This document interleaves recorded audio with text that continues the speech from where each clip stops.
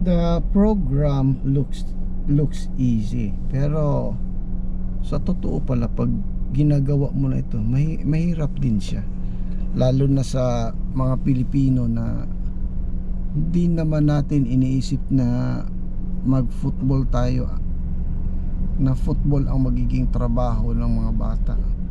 Iba, kaya iba yung we're just hoping na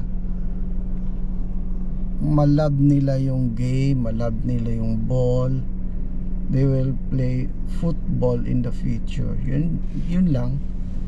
Kaya ina-introduce natin sila sa program para magiging familiar sila. And also mental exercise kasi itong football, physical and mental exercise, maganda sa bata. Kesa sa online games sila mapunta, dito natin sila itulak sa football.